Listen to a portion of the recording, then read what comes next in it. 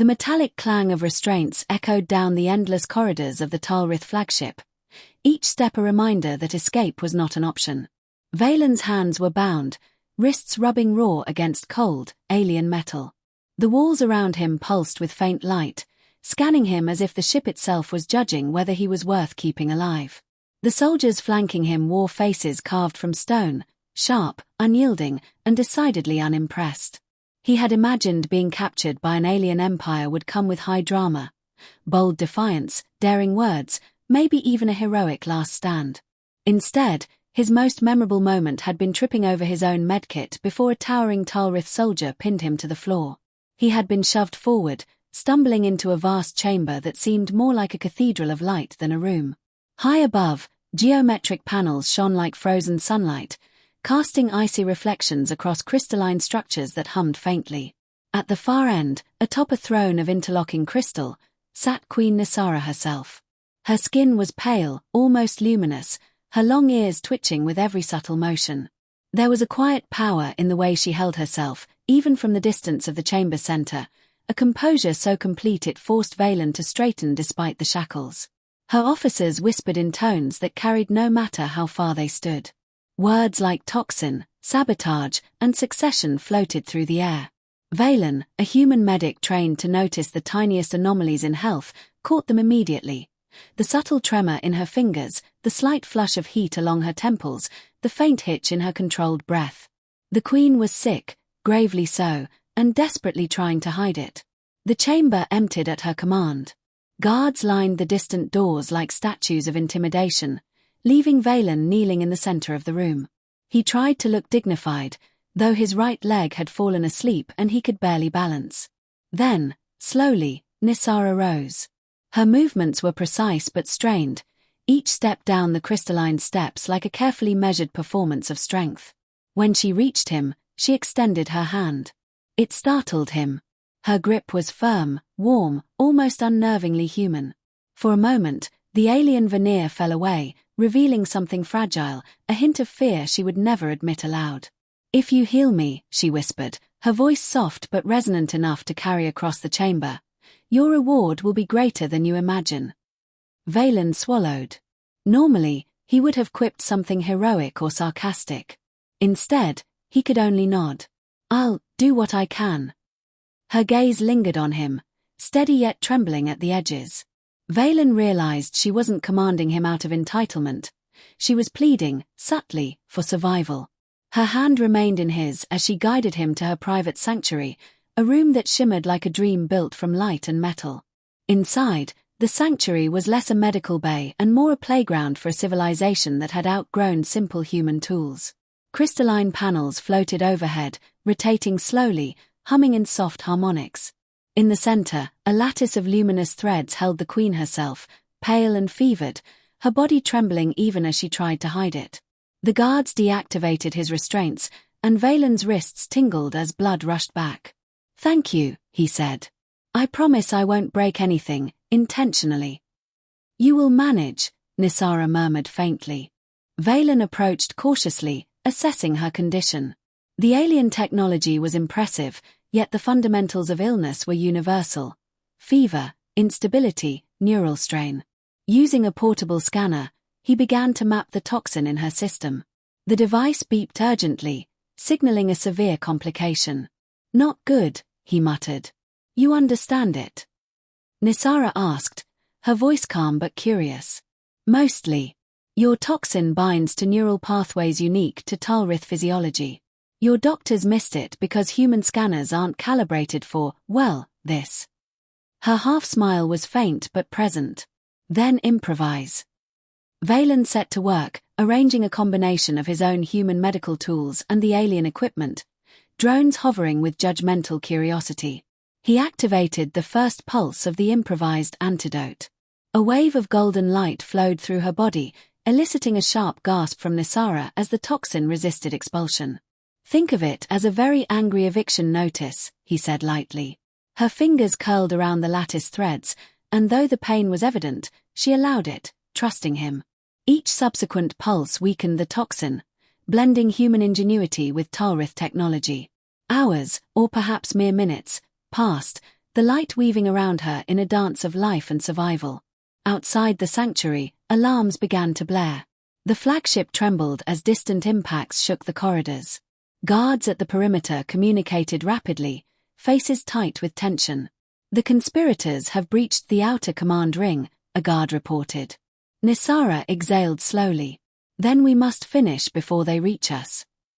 Valen adjusted the panels, blending frequencies and patterns until the lattice and his devices synced. Finally, the last phase began. He guided her through it manually, placing a hand lightly on her temple. Energy pulsed between them, bright and warm, illuminating her veins in a soft glow. Slowly, she relaxed into the lattice. "It worked," he whispered. "You're stable." Her eyes opened fully, vibrant and clear. "Then rise," she commanded, her voice steady, strong. She stepped from the lattice, the sickness replaced with renewed vigor, a queen reborn. At that exact moment, the doors exploded inward. Traitor officers stormed the room, weapons raised. Valen instinctively stepped in front of her, armed only with a medical drone, while Nisara's hand rested on his shoulder, not to push him aside, but to steady herself. "Stand down," she ordered. The officers froze, unprepared for a sovereign who could fight back. Nisara disarmed them with precision, her movements a blend of grace and strength. Valen's drone assisted where it could, smacking weapons from their hands, buzzing triumphantly. Within moments, the rebels were subdued, dragged away by loyalists who had rallied to their restored queen. "You risked your life for me," Nisara said quietly, turning to him once the chaos settled. "Had I overthought it, I'd have panicked or fainted," Valen admitted. Her laughter, unrestrained and warm, filled the chamber. "You are unlike any human I've met, unlike any patient I've ever treated." She stepped closer, her expression softening. "You have my gratitude, Valen. Your reward." Valen braced himself for gold, freedom, or honorifics beyond comprehension. Instead, she placed her hand over his, steady and warm. "You will be my guest, my advisor on humanity. Someone who can speak truths others fear to voice." Valen's heart thumped alarmingly. "Advisor? Me? You reminded me that strength does not require perfection, only persistence, and occasionally sarcasm. Does the role come with dental coverage?" he joked. Her smile widened. "Far more than that." Days later, the flagship glided peacefully through the stars.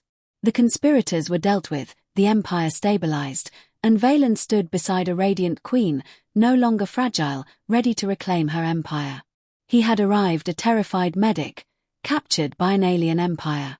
He left with something far greater: purpose, belonging, and the quiet knowledge that in a galaxy of shimmering technology and expressive ears, he was no longer alone. And somewhere, in the quiet moments, Nisara would look at him with a softness that made him wonder if freedom had always been about something deeper than escape. The stars streaked past the viewport as the flagship glided silently through the void. Valen stood beside Queen Nisara, still marveling at the change in her. Where once she had been pale and fragile, she now moved with confidence, a sovereign fully in command of her own body and the empire she had reclaimed. "Your recovery exceeded expectations," Valen said, adjusting his portable scanner. "Honestly, I didn't think my human improvisation could stabilize Talrith neural toxins."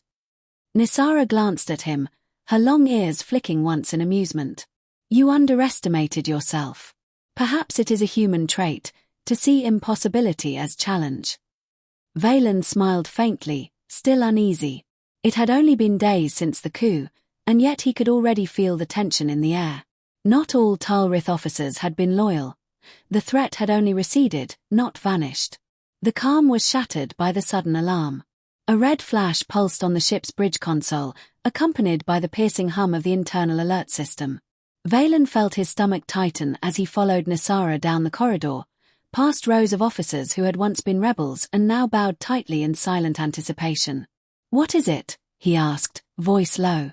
"Reports of an external fleet approaching," Nisara replied, her eyes scanning the readouts. "The Twaith Council has sent a contingent, and sanctioned. They claim to be loyal, but their timing is suspicious." Valen's heart sank. It had only been a matter of time before the political fallout reached them.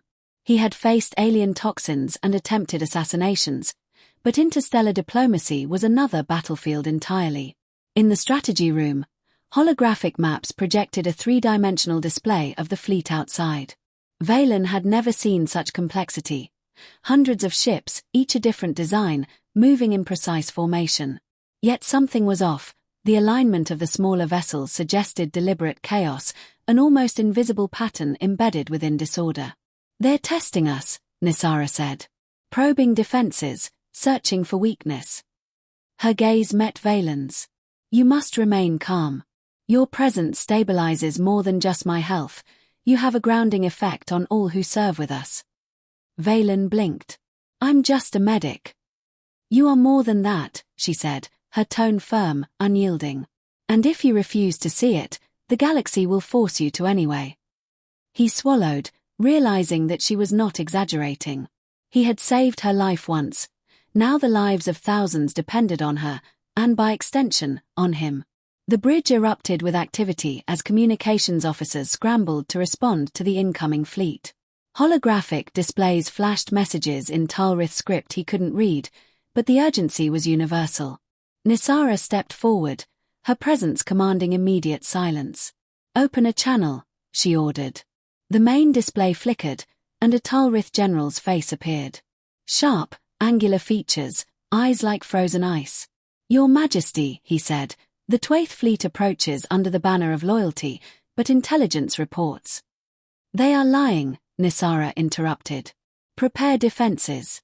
I will speak, but I will not be threatened."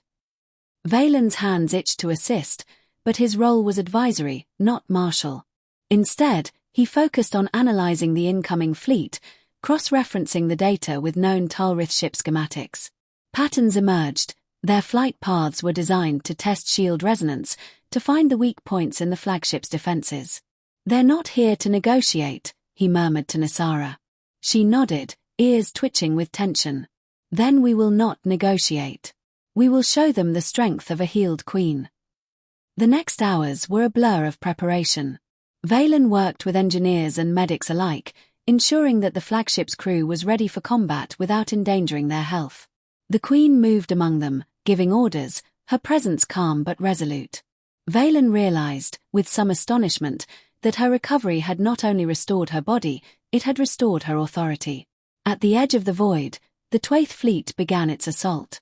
Bright pulses of energy lanced through space, striking the flagship's shields. Alarms blared, forcing Valen to duck instinctively behind a console. The vibrations were enough to throw him off balance, but Nisara remained perfectly steady, issuing commands with surgical precision. "Shields at 86%, the tactical officer reported. "Divert power to forward array." "Do it," Nisara said. Valen watched as the energy grid shifted, shielding the forward hull. Yet the enemy was relentless. Their weapons were designed to bypass conventional defenses, forcing the crew to adapt on the fly. Valen noticed a critical pattern. Every time the flagship repelled a volley, the enemy altered formation, probing another angle. "They're testing every weak point," he said, turning to Nisara. "Then we will create none," she replied. Hours stretched into a tense ballet of attack and counterattack. Valen assisted where he could, stabilizing minor injuries and monitoring crew stress levels. Every time a blaster bolt struck near him, his training as a medic took over, but his mind kept returning to the Queen beside him. She was flawless in the chaos, moving like a conductor orchestrating a symphony of survival. Then came the breach. A small boarding craft slipped past the shields, invisible in the flares of battle. It landed directly in the hangar bay, unnoticed until it was almost too late. Valen's heart raced as alarms signaled intruders. Nisara's gaze snapped toward the hangar, her body tensing. "Follow me," she ordered, moving toward the breach. Valen fell into step, heart hammering. Inside the hangar, the intruders were revealed. Twaith operatives, heavily armed, moving with calculated precision. They opened fire, forcing the Queen and Valen to take cover. Valen grabbed a nearby energy conduit, hissing as it sparked under his hands. "Not exactly in my medic handbook," he muttered. Nisara glanced at him, eyes bright with determination. Improvisation. Human. Always improvisation. Together, they advanced. Valen directed drones to intercept incoming fire, while Nisara disarmed and incapacitated opponents with precise strikes. The combination of human ingenuity and Talrith skill proved unexpectedly effective. Valen realized that despite the chaos, he felt alive, purposeful, focused in a way he had never known. Finally, the last operative fell. Valen's chest heaved as he collapsed to a knee, adrenaline coursing. Nisara stood tall, untouched, radiant even in the flickering lights of the hangar. "Your adaptability saved us," she said quietly. "Again." Valen laughed, exhausted but exhilarated. "I'm starting to think this is my superpower, tripping into heroism." Her laugh was brief, but warm, and for a moment, the universe seemed less hostile. The aftermath was just as tense. The Twaith fleet, witnessing the resistance and the breach repelled, began a slow withdrawal. Nisara immediately convened her officers, issuing orders to secure the fleet and root out potential traitors. Valen assisted, offering insights into human strategy that complemented Talrith methods. Together, they identified several officers who had not yet declared loyalty, and Nisara dealt with them decisively, removing threats before they could fester. As night, or Talrith equivalent, fell, Valen found himself alone with Nisara in a quiet corridor. The ship hummed softly around them, the distant battle finally quieted. "You have changed the course of history today," Nisara said softly, her gaze steady on him. "I just did what had to be done," Valen replied. "Mostly improvisation, as always." She smiled faintly. "Humans may stumble, but you persist. That is the essence of your species. That is why I trust you." For the first time, Valen allowed himself to feel the weight of his journey. From a captured medic to advisor, healer, and unexpected hero, he had walked a path he never could have imagined.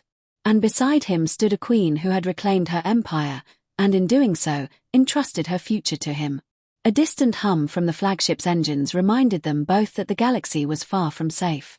New threats would come, rebellions would rise, and challenges would test every ounce of their resolve. But for now, they had survived. Together. Valen exhaled, letting the tension slip slightly from his shoulders. "So, dinner?" he asked, half joking. "Even humans need to eat." Nisara's smile widened. "Yes, dinner. But first, we plan. The galaxy does not rest." Valen nodded. In the silence of the flagship, they walked toward the command deck, ready to face whatever shadows lingered among the stars. And for the first time, he realized that being a medic in a human body, in the heart of an alien empire, might be exactly where he was meant to be.